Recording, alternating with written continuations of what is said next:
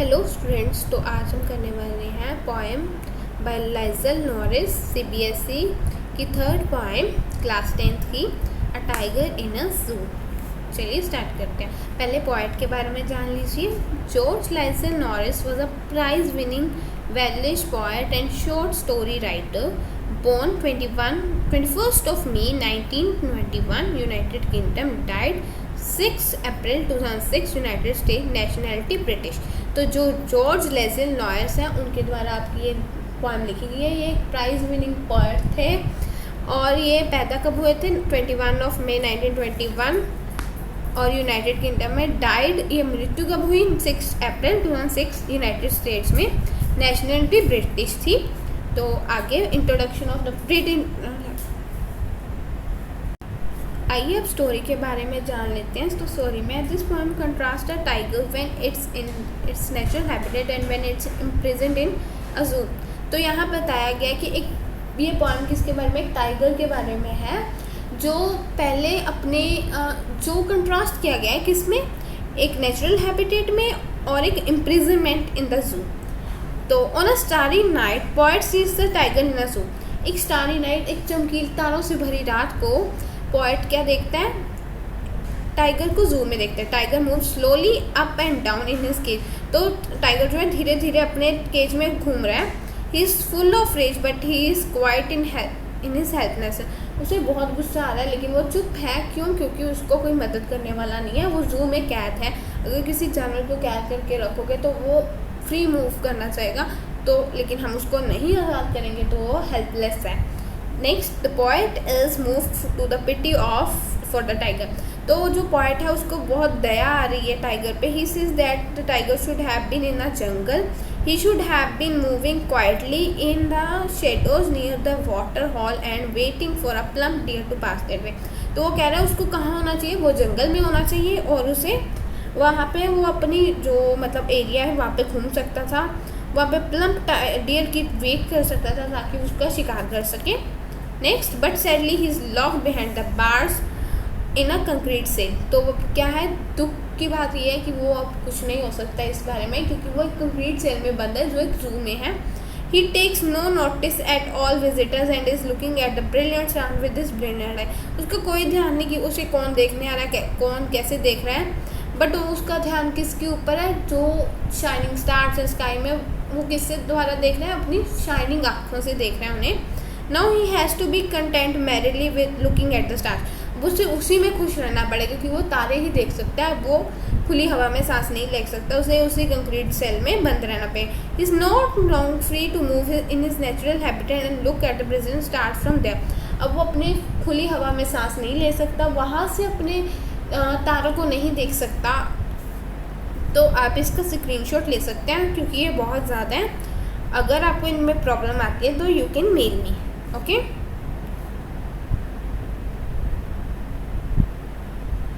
आइए अब इसकी समरी करते हैं। The presented poem in a tiger in a zoo has been composed by Leslie Norris. जैसे मैंने आपको पहले बताया कि ये पोएम किसने लिखी है? लेजिल नॉरिस ने।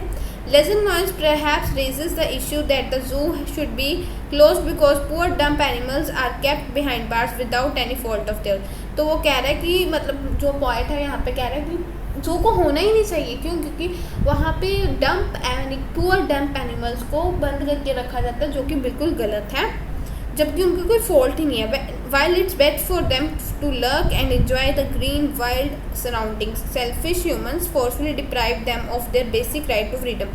तो वो कह रहा है कि उनको कहाँ होना चाहिए? उन्हें अपनी आज़ादी से घूमना चाहिए ग्रीन वाइल्ड सराउंडिंग्स में। बट जो हम अपनी सेल्फिशनेस, हम ह्यूमंस अपनी सेल्फिशनेस के कारण उनसे ये भी उनका राइट छीन रहे हैं। The poet has compared the activities of a tiger in a zoo with the tiger in a natural habitat. तो उन दोनों की आदतें बताएंगे कि कैसे कैसे different. It moves back and again to the zoo. अब वो किसके बारे में बात कर रहा है? जू में कैसे रह रहा है। Tigers helpless in the zoo has been describe nicely and makes us think that about the relevance of zoos in the world. कि जूस होने भी चाहिए या नहीं, ये हमें ये बता रहा है इस पोएम में। The poet says that the tiger with its bright stripes walks silently on his velvet paths in the cave। मतलब वो आराम से अपनी ब्राइट स्ट्राइप्स के साथ उसकी लुक बताई गई है यहाँ पे। और वो अपने आराम से केज में चल रहा है वेलवेट पार्ट्स के। He is angry mood. अभी जाहिर किसी बात है, अगर हम किसी को बंद कर देते हैं तो उसे गुस्सा ही आएगा।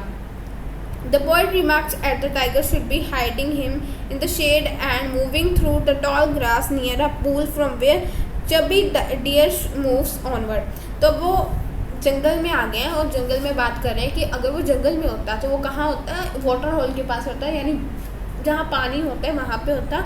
और एक चब्बी डियर की बात की गई है, यानी कि एक मोटे ताजे डियर की वेट करता ताकि उसका शिकार करके उसे खा सके। He should terrorize the villagers nearby the forest, making angry sounds with his bare teeth। अब वो कह रहे हैं कि अब उसके आसपास जो विलेजेस होते वहाँ पे वो जाता, उन्हें डराता अपनी बेयर टीथ के। Unfortunately, the strength of tiger has been locked behind the concrete cell। लेकिन अब क्या, वो कंक्रीट सेल के पीछे बंद है। At the night he watches stars with his brilliant times and longs for freedom। तो वही लाइन आ गई कि वो ब्रिलियंट आइज से अपनी तारों को देख रहे हैं और उस फ्रीडम के लिए इच्छा कर रहे हैं।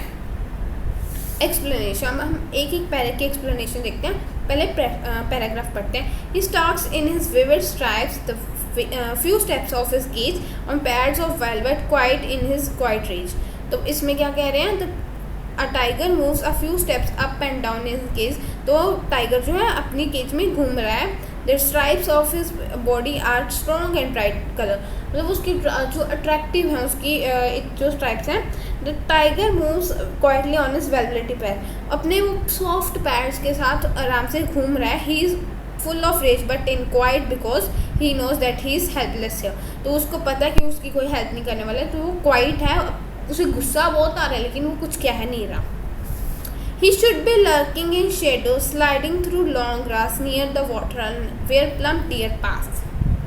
Looking at the imprisoned tiger, the poet is filled with pity। अब क्या है, वो जो imprisoned tiger है उसे देख के poet को बहुत दुख हो रहा है। He says that poor tiger shouldn't have been in the natural habitat। तो वो क्या कह रहा है, उसको कहाँ पे होना चाहिए था, नेचुरल हैबिटेट में होना चाहिए। Then at the point of night he would have been lying in the shadows of tree. अब वो क्या कह रहा है, वहाँ पे वो आराम से अपनी रात को अच्छी तरह नींद ले पाता, वहाँ पे अपनी मस्ती से सो पाता। क्यों? क्योंकि उसकी शेडो ऑफ ट्री के नीचे सोता है। And sliding quietly through the long run, मतलब वो वहाँ से धीरे धीरे चल सकता था। He there near the water hole he would be waiting for some fat deer to pass that way.